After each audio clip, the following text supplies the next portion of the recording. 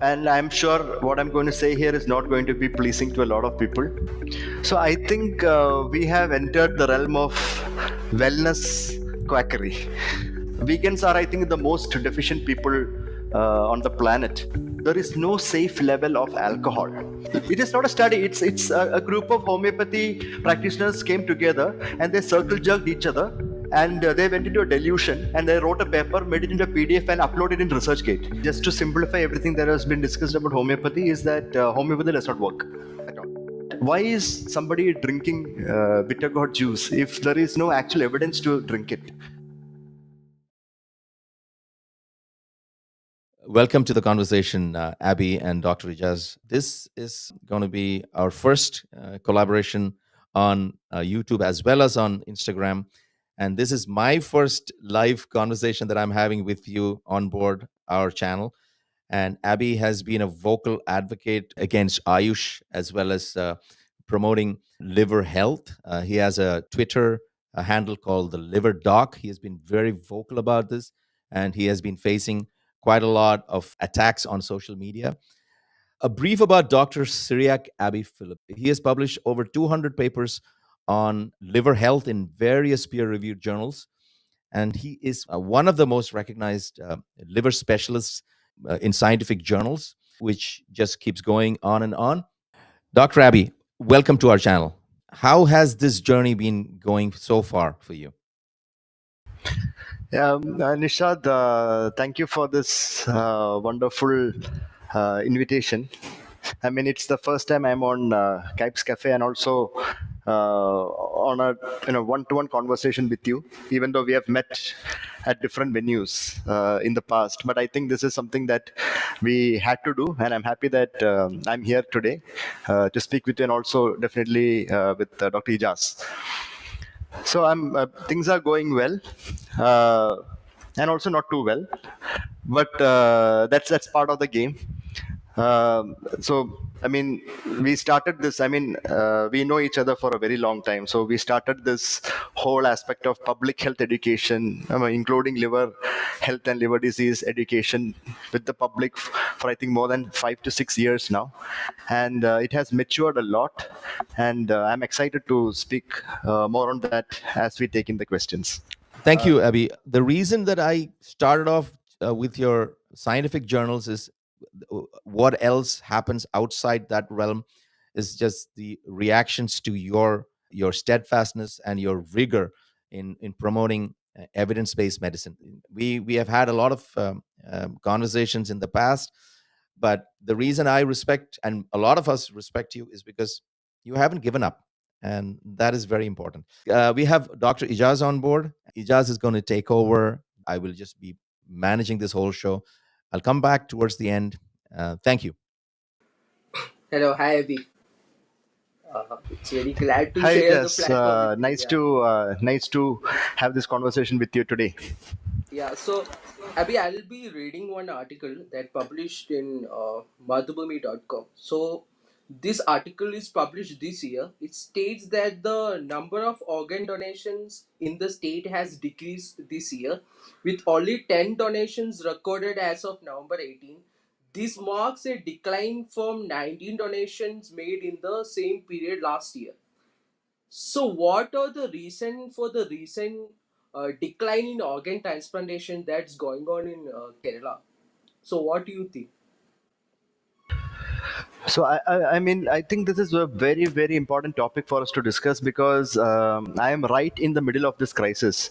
So a lot of patients that I see on a daily basis are advanced liver disease patients. Most of them have chronic liver failure related complications, which includes repeated attacks of infections, something known as hepatic encephalopathy, which is basically brain failure, where people liver patients land in a coma in the ICU multiple times, massive bleeds, kidney injuries.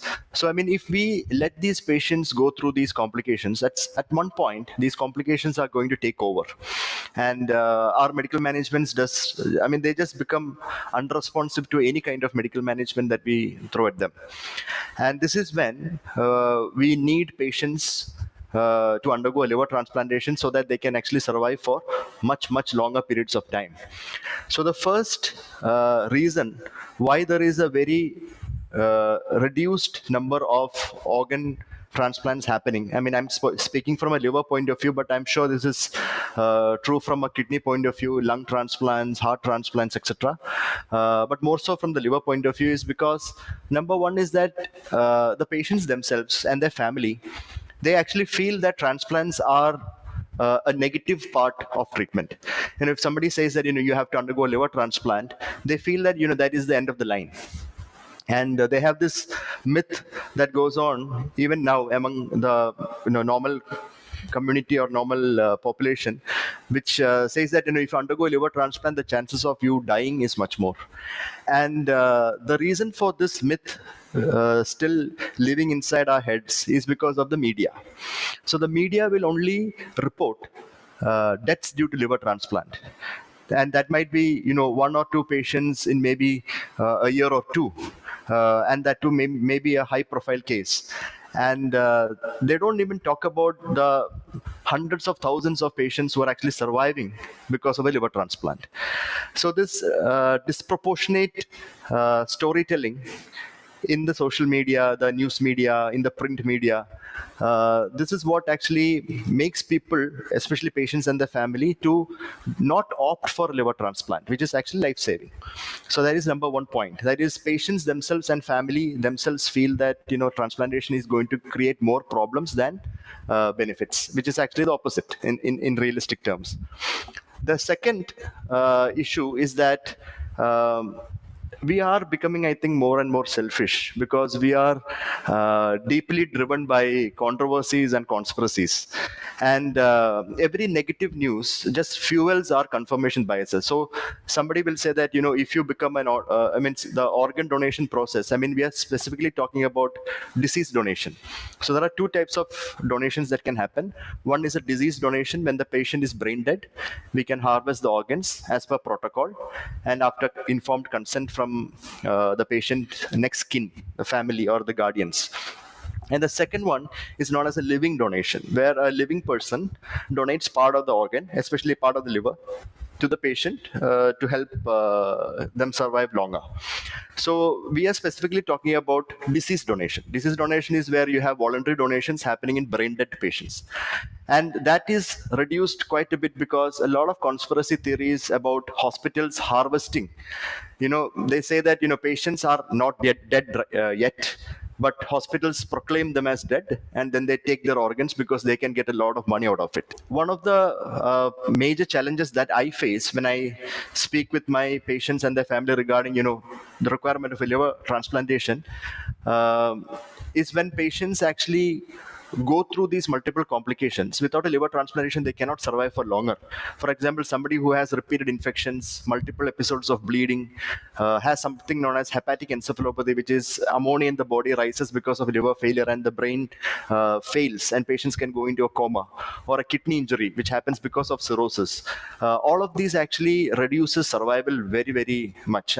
Patients will have an average survival of somewhere around 6 months to only 1 year without a transplant. So when I tell them about transplant, the first challenge is that they think that transplant is something on the negative side. So it's like, you either do this or you die, but you can also die by doing a transplant. So it's like a end of the line kind of a situation for them. But it is not that way. So the whole aspect of patients and families approving transplant as a positive treatment option so that they can actually live longer, when in fact without a transplant they will actually die much earlier, is one of the biggest challenges. So that is why patients are not opting for transplantation, and that is why they're dying on the list. The second is that when we talk about transplantation and organ donation, a large part of media talks only about the negative aspect of liver transplantation. For example, if some high profile patient or person dies of a transplant process, the media will highlight that very much. They will not highlight the hundreds of thousands of patients who are actually surviving because of a transplant.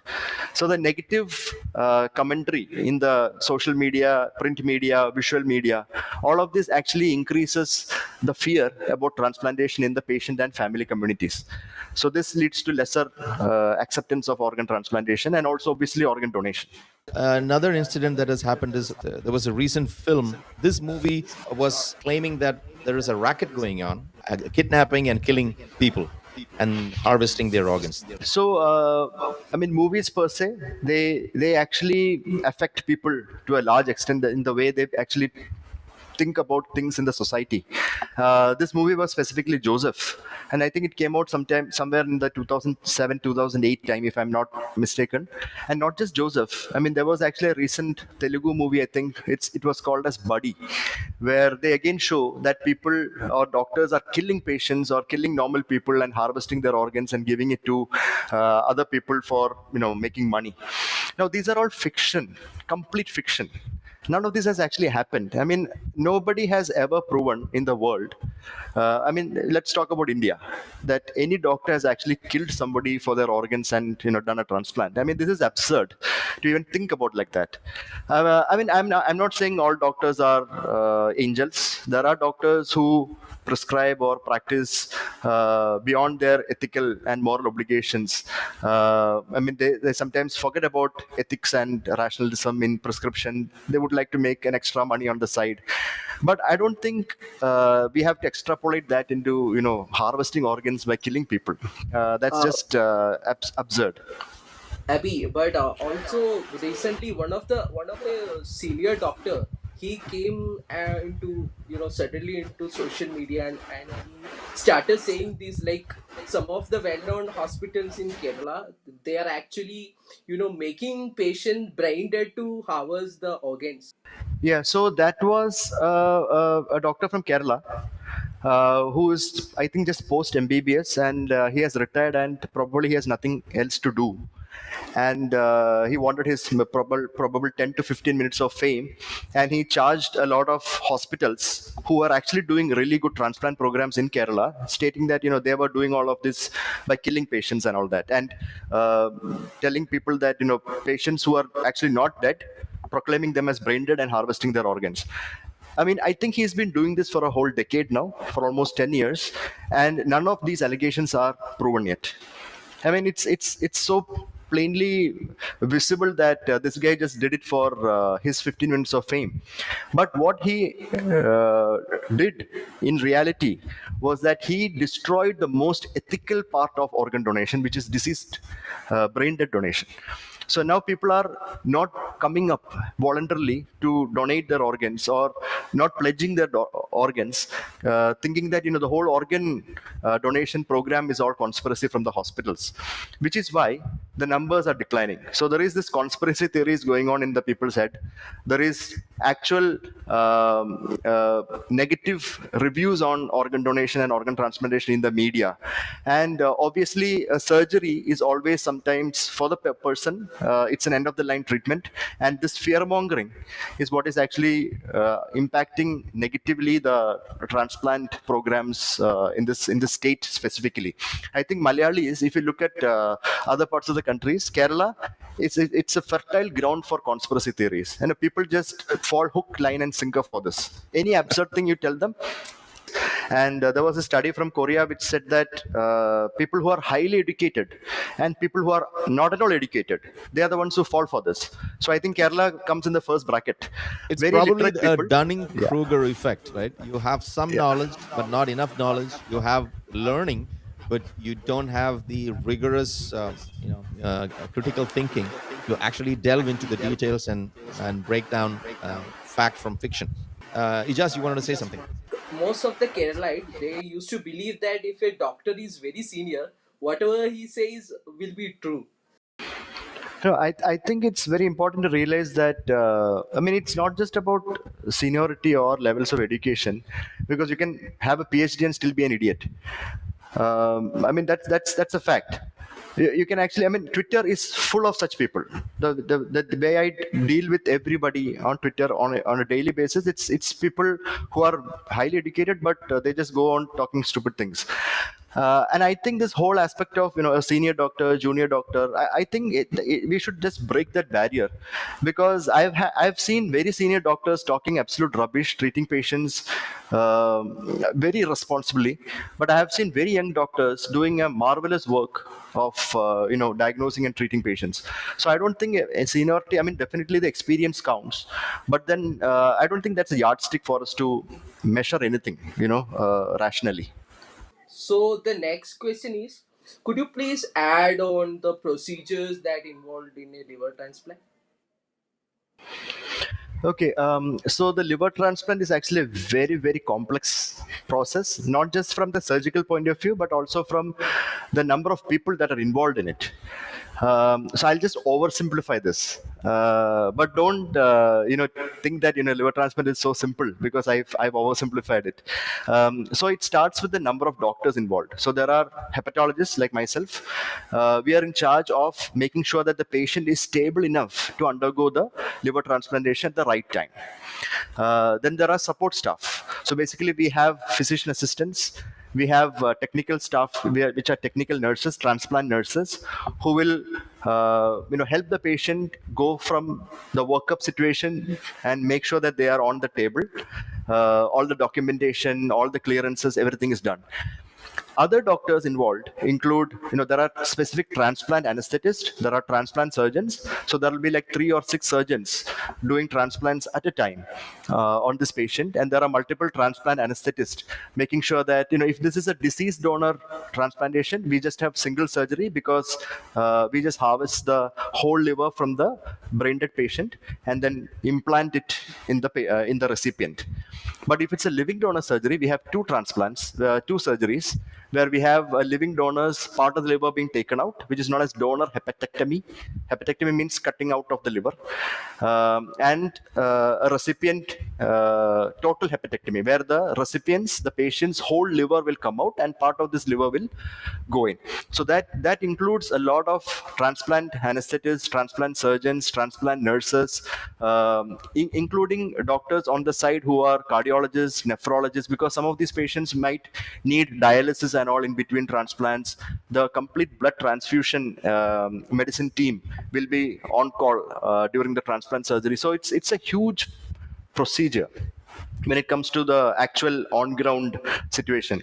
Apart from this, what we do is, I mean, as a hepatologist, what I do is I make sure that the patient needs a transplant, he's a good candidate for transplantation. We ensure that transplantation will give more benefits rather than more risks. So everything has risks. I tell patients, I mean, patients ask me this question: if I undergo a transplant, what is the chances that I will survive? So I tell them that Kerala is one state where there are maximum number of road traffic accidents. There is a chance that 1 in 8 people can have a road traffic accident, and maybe 1 in 12 can actually die because of road traffic accident. But then people drive and go, because we have to go to work, we have to go home. We don't consider that risk, because the benefits of traveling is much more to reach places, to reach our destination. Similarly, liver transplantation has its risks, but when done rightly, it has more of benefits. So taking that small risk on the side is actually reasonable. It is a rational decision. So this kind of a situation, this kind of a counseling is very much important to start off the transplantation procedure. And once we decide that the patient requires a transplant, the first is to identify the donor. So if it's a deceased donor or a brain dead donation that we are looking at, what we do is we work up the recipient, the patient, to see they are fit from all aspects to undergo the transplant. Once the workup is come, it's a staged procedure. There are about 4 to 5 stages in that workup. And once the workup is done, we register the patient's name with the government nodal committee, which we have in Kerala. So the specific states have their own nodal committees, where they take their own autonomous decisions regarding brain dead donations and sharing of these organs. So once we register them, it's a small demand draft made in the name of the government agency, and it's about 4,000, 5,000 rupees, Indian rupees, and the patient is registered, and then they wait for somebody to donate. So that is how disease donation works. But in a living donation, we need a living donor. So ideally, it has to be a first degree relative. We consider wife as also first degree relative, or children, brothers and sisters, and parents. They are first degree relatives. So they should have the same blood group or an O group. So O group is a universal donor group. So it can be O positive or O negative. If the patient is A positive group, then the patient can receive part of the liver from A positive, A negative, O positive, or O negative. So there are 4 groups that are matching there. And that is the only matching we do, which is just blood group matching. And once this is done, and we have a donor who's willing to come for workup, we look at the donor, assess risks in the donor. If the donor is healthy, if the liver is healthy, sometimes the donor might have fatty liver. In such cases, we actually do a liver biopsy to see how much of fat is there in the liver. And if the fat is less than 10%, it is perfectly fine. We can use that liver. If the fat is about 10 to 30% in the liver, then we still take that liver, provided there are no other donors available. And if the fat is more than 30% in the liver, we don't use such livers. And they'll have to look for another donor who is willing to come up and do the workup again. So in simplistic terms, we have a donor workup, we have a recipient workup, and in a living donation program, we can actually do this transplants at a much earlier time frame, because we just need to clear both the living donor and the recipient with respect to fitness point of view. But if it's a deceased donor program, then the patient has to wait for a very long time, or probably a short time, depends on where the patient is. If the patient is in Rajasthan, very high chance of getting a liver donation, because Rajasthan is one of the places where there is maximum donation after brain death. If it is in Kerala, very less chance that the patient will get a liver after brain death donation. So this is in simplistic terms how we assess and transfer the patient to a transplant team. Thank you. That was very Okay. elaborate, and I think we can go Yeah. on to the next question. So after you publish the fecal transplant, article, many of the Ayush people, especially Ayurveda people, they also started claiming that fecal transplantation is also there in their textbook, because they've been, using various other kind of, animal feces, and also I think they are also using I don't know much, but I think in the textbook is there the use of human feces as a medicine. So the question is fecal transplantation in modern medicine is same as Ayurvedic fecal transplantation? So I think when we say fecal transplant, to simplify, it is something known as healthy donor stool transplant, where in certain disease conditions, where we know that from an evidence point of view, that a change in the microbes, be it bacteria, fungus, or viruses within the human body, mostly in the intestine and large and small intestine, when these microorganisms or microbes change, the germs change to a bad profile. We call it as a pathogenic profile, which is a disease causing profile. Uh, Repopulating that with healthy or good bacteria or good microbes actually improves the clinical condition, and the disease processes, or reduces the disease process, reduces complications of the disease in certain conditions. For example, if you look at liver disease per se, uh, there is a condition known as hepatic encephalopathy, where high amounts of ammonia is generated in the body because of change in the gut bacteria and all that, and that affects the brain. So if you do a stool transplant in this group of patients, give them good bacteria through healthy donor stool transplant, where we give suspensions of stool suspensions made from healthy people, and then you put it inside the small intestine of these patients with brain failure, and the good bacteria actually reduces the episodes of brain failure. So this is well proven. Same case with in a condition called C. difficile infection, where a bacteria attacks the large intestine, causes ulcers, and can cause recurrent ulcers and recurrent disease, and patients can actually die, especially critically ill patients. In them also, a healthy donor stool transplant actually improves outcomes. So this is healthy donor stool transplant, which has been researched in various other disease conditions. Now coming to the fecal transplant aspect in Ayurveda. So in Ayurveda, it is not fecal transplant. I would call it as coprophagia, and it is a fetish. So basically, the sages and all who wrote this probably 2000 years ago, I think they had some fetish for animal feces, whereby they started putting animal feces. I mean, you name any animal, either the semen, urine, or feces is part of treatment in various forms in Ayurveda.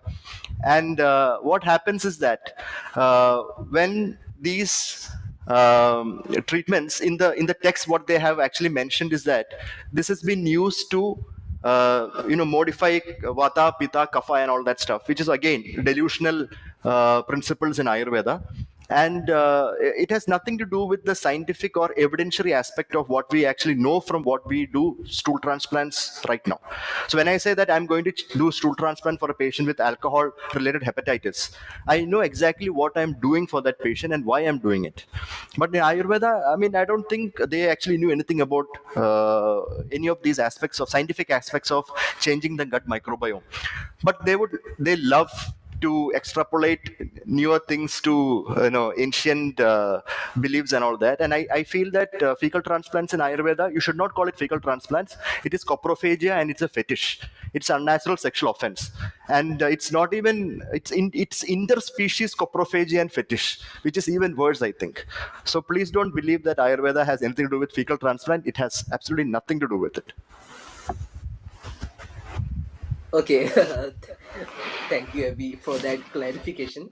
This question is, what are the difference between DILI and HEALY, like drug-induced liver injury and herbal-induced liver injury, and which we should worry more? Because I think you also have shared one story of a girl that came up with acute liver injury after taking this herbal preparation. So could you please add on this? So I think right now the number of patients that we have treated over the last 5 years for herbal liver injury, which is HILI, herb-induced liver injury, HILI, is probably now gone beyond 250 cases, which is quite a bit. And the other part of it is that there is something known as DILI, which is drug-induced liver injury. So we have prescription drugs, for example, various types of painkillers, antibiotics, anti-epileptics, which are drugs given to prevent or reduce seizures. All of these, some of these actually have liver damaging properties. So when you talk about prescription drugs, which are actual drugs causing liver injury, we call it as DILI. If it is a liver injury because of a non-prescription drugs, like a alternative medicine or a complementary medicine, like Ayurveda or Homeopathy, then we call it as a HEALY, which is mostly they use herbs. So it is herb-induced liver injury. Now, the most interesting aspect of this is, and I say this from clear-cut evidence point of view, there was a study done from Taiwan, and it was published, I think, in the Journal of Gastroenterology and Hepatology, JGH, or it is Liver International. It's one of those, and it was published in 2018, where they actually showed that in patients who develop DILI, that is liver injury from prescription drugs like antibiotics or painkillers, etc., when they compared that group of patients to a group of patients who developed HEALY, that is, they developed severe herb-induced liver injury from either traditional Chinese medicines or herbal and dietary supplements, they found out that the severity of liver injury or the severity of liver damage was much higher in the ones who were having herb-induced liver injury. The requirement for a liver transplantation to survive was also much higher in herb liver injury, and the chances that these patients do not recover fully from the liver injury was also because of herbal liver injury. And the chances that these patients improved spontaneously with good supportive care, the chances that they required lesser amount of or lesser chances of going for a liver transplant, all of this was actually more in the DILI group. Now, there is a big reason behind it. So when I see, I think we had a question on paracetamol, so I'll just cover a bit here. So if I see that a person develops paracetamol liver toxicity or liver injury due to paracetamol, we know exactly what to give to reduce that toxicity. So there is an antidote. For example, N-acetylcysteine is a drug which is an antidote against paracetamol poisoning and paracetamol liver injury. But look at a herbal product. For example, take a Ayurvedic product. Just for example, a Vilvadi Guliga or a Dhanvantaran Guliga or some Churnam. And if a patient develops liver injury because of that Churnam or that Vilvadi Guliga, it's impossible for us to actually identify what in that guliga or that churnam caused the liver injury, because these are all highly complex formulations. So you'll see at least 4 or 5 or 6 herbs and a lot of other components in that particular herbal formulation, and you have no idea what to give against what. So we are stuck with just dealing with supportive care for these patients. And if these patients develop severe liver injury, the chances that they will either die or go for a transplant is very high in Hilly. And this is the reason why science matters. So people say that, okay, Ayurveda causes liver injury, but also modern medicine also causes liver injury. Of course it causes, but we know what causes liver injury, at what dose and when, and how to act on it and save the patient. But when it comes to Ayurvedic liver injury or Ayurveda herbal liver injury or homeopathic liver injury, number one is that none of these Ayurveda practitioners or homeopaths actually know that the patient is actually suffering from a liver injury. They'll see jaundice, and the Ayurveda practitioner will say that, oh my God, this pitta is gone all over the place. So let's give more herbals to take care of the pitta and crap stuff like that. That's how they treat. They don't even have the competency to actually identify that there is a liver injury or a side effect happening. And this is very true, because I've had patients who develop herbal liver injury being treated by the Ayurveda practitioner for herbal liver injury with more herbs, and coming in liver failure and undergoing liver transplant. So the whole aspect of herbal liver injury is that, one, it is very difficult to identify what caused the liver injury, and it's very difficult to manage them because we don't know what to actually do for them other than supportive care, compared to a modern medicine liver injury where we know exactly how to manage them and what to give them and get them better. As simple as that. And also regarding the pattern, the pathological pattern that will be on the liver, I think it's very tricky when someone is getting liver injury from. So could you please add on that?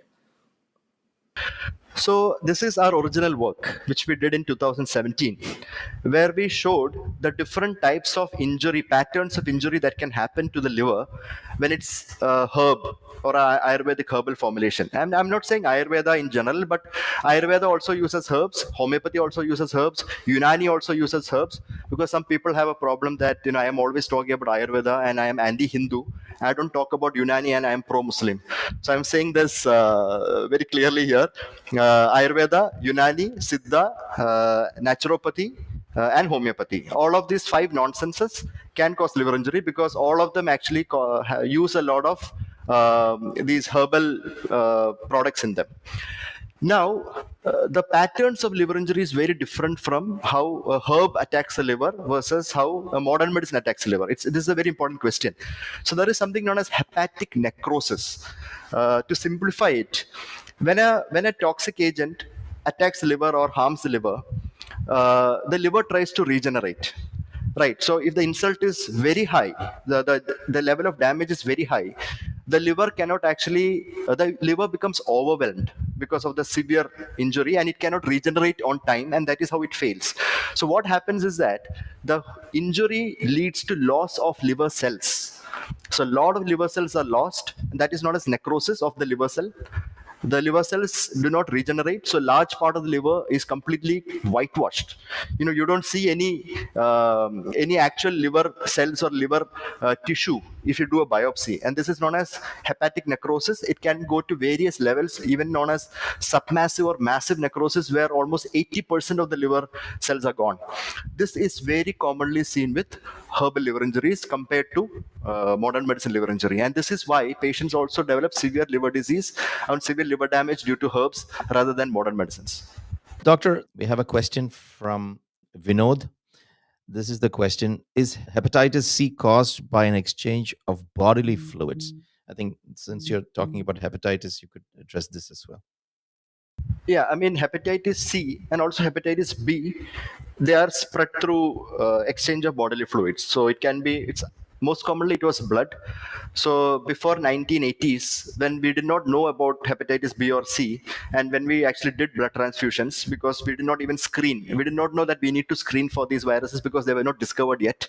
That was a time when a lot of patients actually developed or had hepatitis B and hepatitis C transmissions during blood transfusions.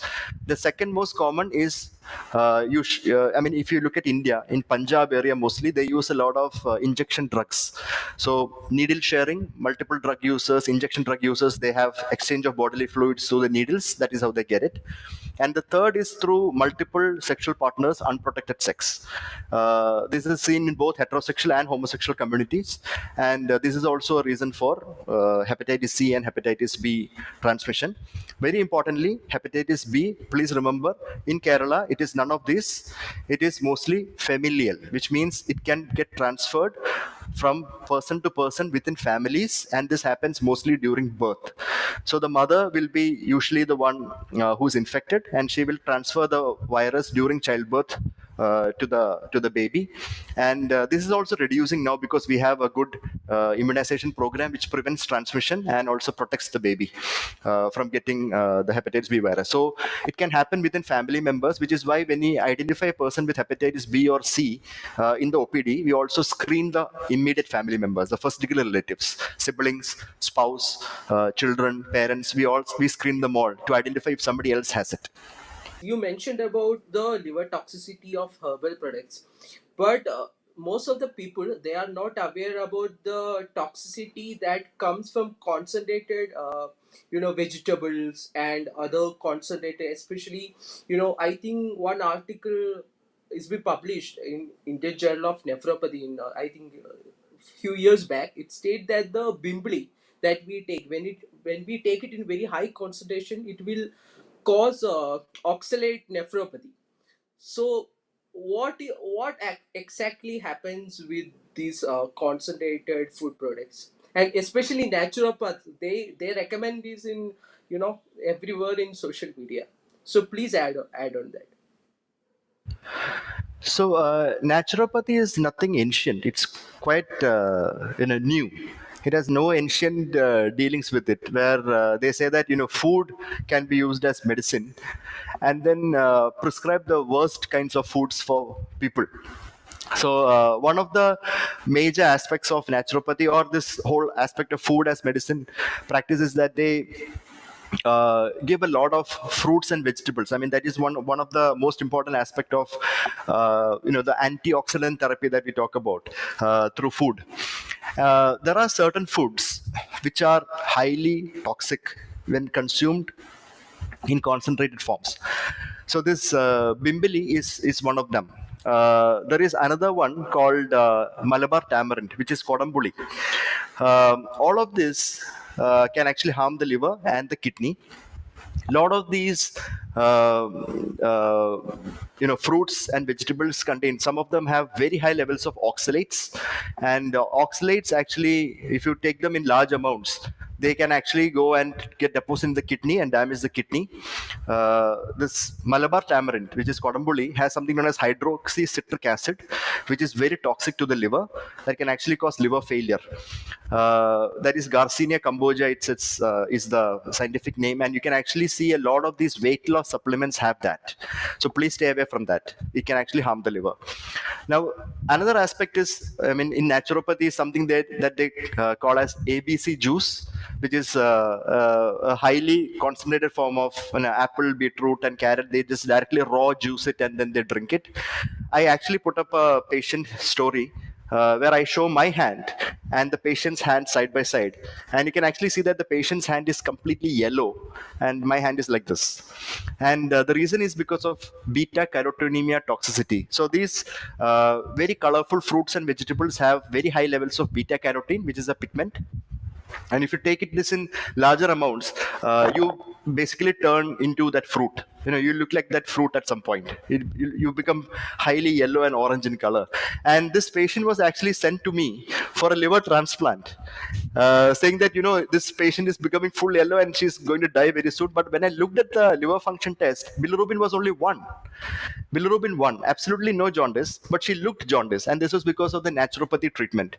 So we have a quack by the name of Manoj Johnson in Kerala who does this very frequently, and this particular lady was actually getting treatment for diabetes under him.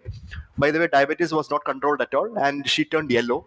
And in 6 months, when we stopped all these high beta carotene fruits in her, she turned back to her normal color, and we avoided a transplant. Just by asking her not to consume high beta carotene fruits. So this whole aspect of food as medicine is very wrong. Food is required. It's an essential aspect of our lives. We need nutrition from all aspects: fats, proteins, oils, carbs, everything we need. And it has to be balanced. And please don't think that some fruit or some veggie is going to actually save you from cancer. It does not. Basically, that question that Krishna Prasad asked was, how safe is paracetamol for the liver, and what does it exactly mean by paracetamol is hepatotoxic? Also, Exactly. is paracetamol okay for people with liver cirrhosis? Paracetamol is hepatotoxic, but beyond a particular limit of use. So, for example, for your normal viral fevers or your other fevers or pain, you may take about 2 or 3 tablets of paracetamol, which is 500 milligrams, which is about 1.5 grams to 2 grams a day. It does not do anything to the liver. It's quite safe. But if you go beyond 8 to 10 grams at one point, that is what actually harms the liver. And this is mostly taken as part of accidental poisoning or as a suicidal attempt. So that is when paracetamol becomes liver toxic, not otherwise. It is the safest drug, even in patients with liver disease. So in cirrhosis patients, we have a safe limit of paracetamol of 2 grams per day, which can be given up to 3 to 4 days if the patient has alcohol related liver disease. But if the patient has non-alcohol, which is virus or other non-alcoholic fatty liver related liver disease, he can take even up to 3 to 4 grams a day, which is about 5 to 6 tablets of paracetamol a day, which nobody will take so much.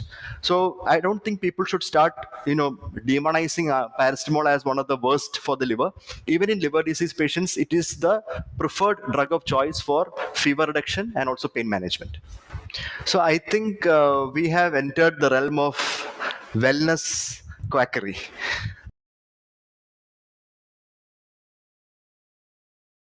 I got a question about cellular nutrition.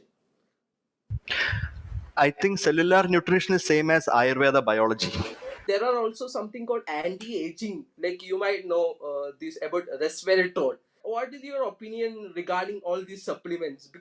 So I think we have entered the realm of wellness quackery.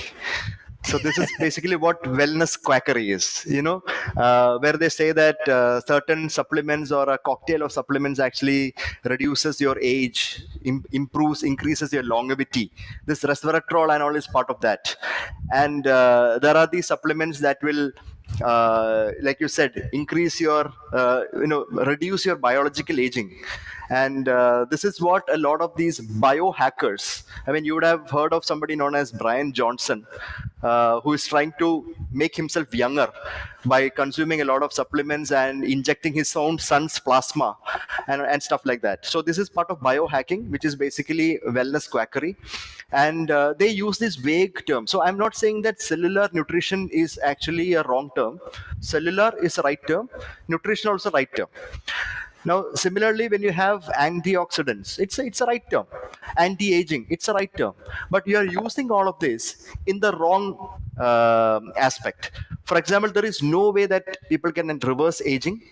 People age and die. It's a fun fact. And the second aspect of it is that none of these antioxidants or these supplemental therapies actually improve your life or increase your age. And this has been time and again remained unproven. You look at resveratrol. All of the studies done on resveratrol was actually, I think, by an Indian initially, and they were all fraud studies. And all of those studies were actually retracted. I mean, it's one of the biggest frauds in scientific publication, resveratrol. All of those studies were actually fraudulent, and none of that actually happened. And similarly with all these supplements that are thrown on the user consumer through Amazon and Flipkart and advertisements and Instagram and whatnot. It's just business, and I think people should realize that there is something known as actual realistic patient care, healthcare, and then there is business of healthcare. So everything in the wellness industry is business of healthcare. Vegans are, I think, the most deficient people on the planet. I'm really good. I don't have any disease. Is there any need for consuming any particular, supplements or? So, I mean, if you're apparently healthy person and you are taking an omnivore diet, for example, you have balanced plant, animal, and dairy products, it may not be actually exactly what you require, because it also depends on a level of activity. So, for example, somebody who's very active would require higher amounts of proteins and carbs, in a daily basis. But if you are somebody who's following a typical diet, for example, vegetarians, who do not consume any animal protein, fish, eggs, chicken, they don't consume any of that. You can have chances of getting vitamin B12 deficiency or folic acid deficiency, and supplementing those patients, identifying those patients at risk for deficiencies and clinical complications due to deficiencies, supplementing them that particular vitamin or the mineral or micronutrient. It is rational, it is reasonable. Veganism. Vegans are, I think, the most deficient people on the planet, because they don't they don't take anything other than plants. So purely plant-based diet. You need to supplement calcium. You need to supplement vitamin D, folic acid, vitamin B12, omega-3. You name it. So being a vegan is probably morally, ethically good, but science-wise, I think they are the most undernourished people without supplementation. But ethically also, it's not right to actually give a But vegan diet to dogs and cats and children, right? I don't instead of think anybody deserves a vegan diet. And from a recommendation point of view, I don't think anybody. I mean, there are these people who have their brains wired with respect to ethics and morality, saving the planet and saving the universe and the Milky Way, things like that. I mean, for them, I think veganism makes sense, but I don't think it makes sense for people who want to lead normal lives. because many vegans are claiming like their diet is it's very good for pregnant ladies and children. So what do you think? So I'm not sure if this practice is very much common in, at least in Kerala. I mean, this veganism in, in vulnerable population, we call them. Vulnerable population is pregnant women, lactating women, children, elderly. I'm not sure if this is actually practiced much in our part of the country. But putting a child on a restrictive diet just because you think there is some ethical or moral aspect to it rather than the science and nutrition, I think it is criminal. But once they grow up and they become adults and they actually want to do this from their own personal choice, I mean, it's fine. But I don't think we have to ethically or morally recommend a scientifically inferior diet to vulnerable population, because it only causes more trouble, and we don't want to invite trouble, especially when it comes to health in children and pregnant women and lactating women and such vulnerable population. And I'm sure what I'm going to say here is not going to be pleasing to a lot of people. There is no safe level of alcohol. So the last question is there is a safe limit for alcohol consumption, and is fatty liver is something that we should worry about? Yeah, so I'll take this as two separate questions.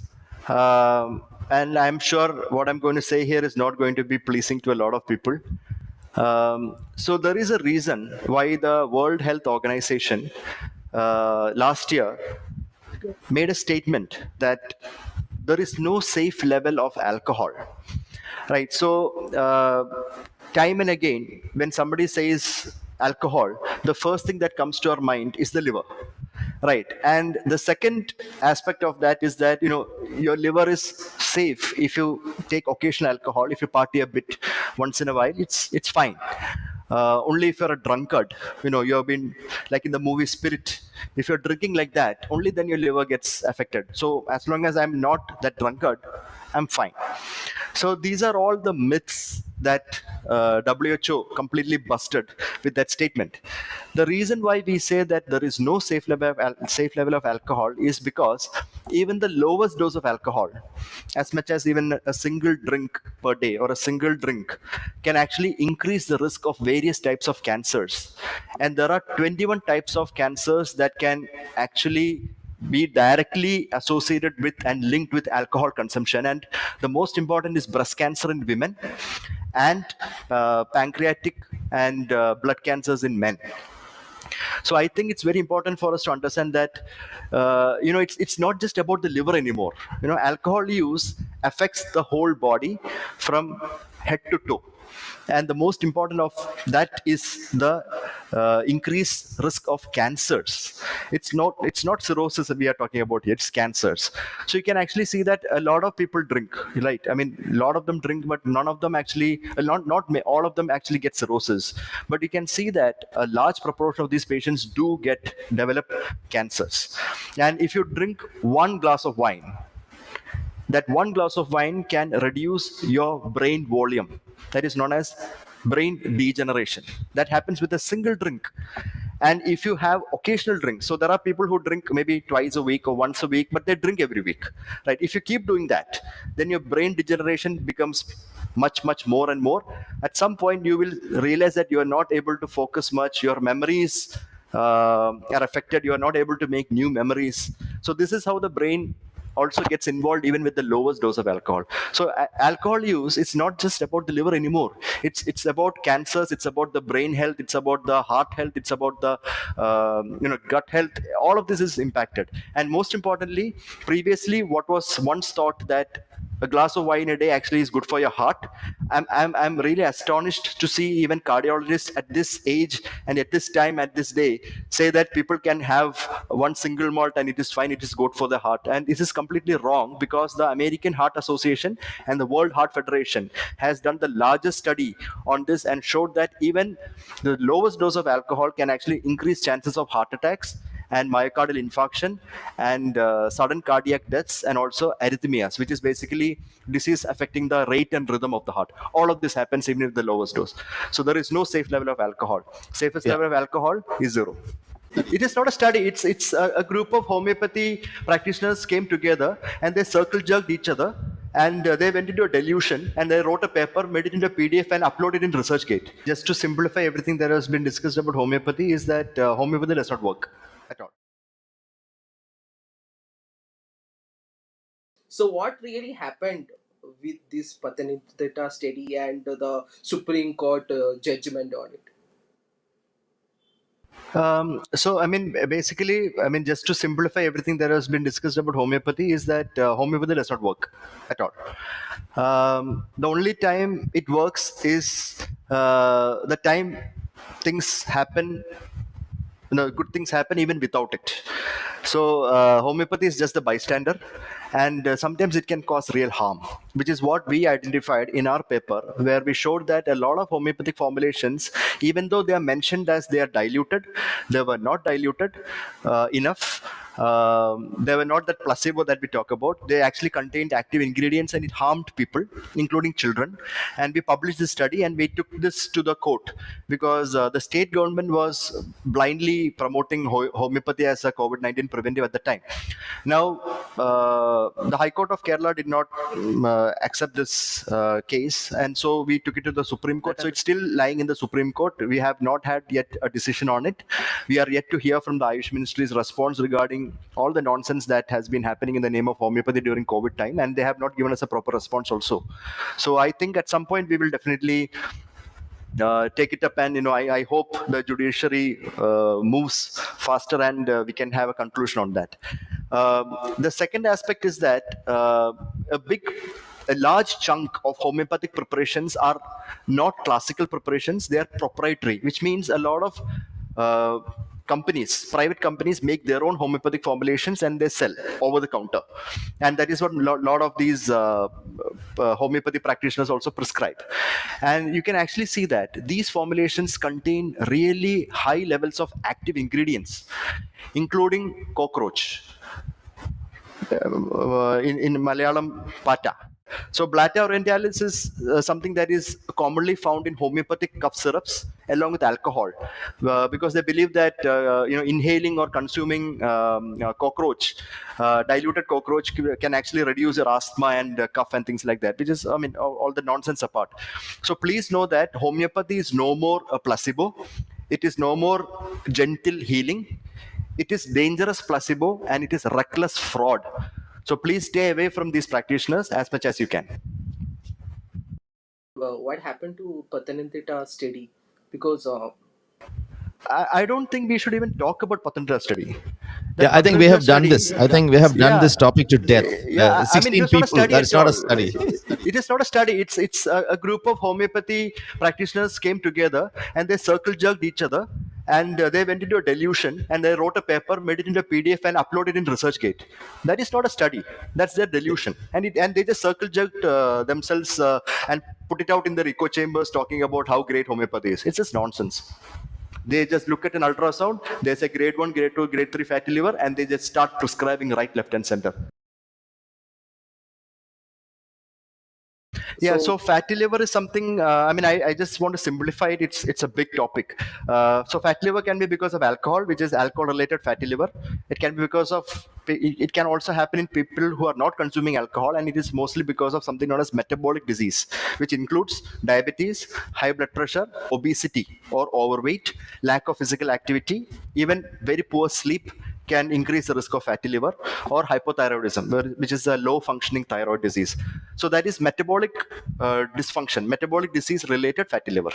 Now, a fatty liver on ultrasound is not something that you need to be worried about. But if you have a fatty liver on ultrasound and you have risk factors, like for example, significant alcohol use, you have to check your liver function test. So the liver function test will give you bilirubin, SGOT, SGPT, the liver enzymes, and all those components. And if the liver enzymes are abnormal, that is SGOT, SGPT, that is AST, ALT is high, then you need to screen these people to look if they have any significant damage in the liver. So that screening is again done through blood test only. So there are different scores, fibrosis scores that we look at. Fibrosis means scarring, where the liver undergoes shrinkage slow and slow, and then ultimately it becomes cirrhosis. So fibrosis is the stage before cirrhosis. So patients who have fibrosis stage 4 are the ones who have cirrhosis. So you have to see if these patients have any significant fibrosis, and that is done through these specific scoring systems. If the scores are high, then they undergo a test known as fibroscan or a shear wave, which looks at the liver stiffness, that assesses the fibrosis without a liver biopsy. In some patients, we offer them liver biopsy because it is a gold standard to diagnose fibrosis. So all these steps have to be done before you conclude that the patient has fatty liver disease or fibrosis or chronic liver disease because of fatty liver, and then you treat.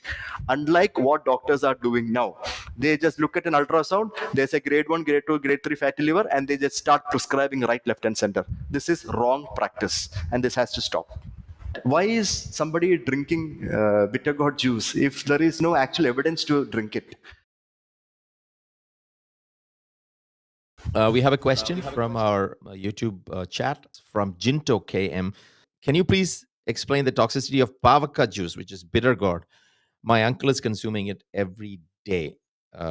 Please. So, I mean, if you ask me about toxicity of bitter gourd or ash gourd or that family of vegetables and fruits, you can actually see there are a lot of case reports saying that consumption of bitter gourd juice or these kind of it's not a curcubitaceae family, the curcubit family, which has a lot of these bitter vegetables. There are instances where patients have developed kidney injury. There are instances where patients have developed severe gastritis, hemorrhagic gastritis, which is something where the lining of the stomach and intestines actually gets ulcerated and bleeds. So there are these multiple case reports out there. But that is not the point. The point is that why is somebody drinking bitter gourd juice if there is no actual evidence to drink it? These are all traditional dogmatic beliefs that are passed on through the social media handles and on through WhatsApp universities. And I think it is better not to become a case report, rather than it's better to be safe than rather than become a case report in some journal. So no benefits means there is no need to use it. If there is no need to use it, then you don't get the side effects. So we don't look at side effects and decide that we need to do this. We look at the benefits and decide if we want to do this. That is the whole point. I think we can conclude the session today. We have done a, I think, wonderful job. And thank you, Dr. Ijaz, and especially to you, Dr. Abby. It has been fantastic experience. I think we should do more of these. You could, whenever you have time, you just have to let us know, and then we will go live. Of course, it has to be on a it has to be on a convenient time. Like Friday would be ideal. Uh, this is just the first of a series of Q&As with scientists, doctors, and people who are doing research in the medical field. And we hope you will like, share, subscribe, and follow through with comments. Dr. Abby, this has been a great experience. Would you like to conclude? Thank you. So, thank you for the session. I was thinking that I should spend about half an hour for this and then, go on to finish my analytical work. But then this was so interesting, and there was a lot of interesting questions. We went beyond 1 hour, and no regrets. I want to do this again at some point. And thanks everyone for those very nice questions. Right. There were a lot of technical issues, and the edits are not going to be perfect. You will have to excuse this. We are not professionals. We are managing this thing with a very limited team. It's just me and Ijas. So just excuses. Ijas, thank you so much, and goodbye.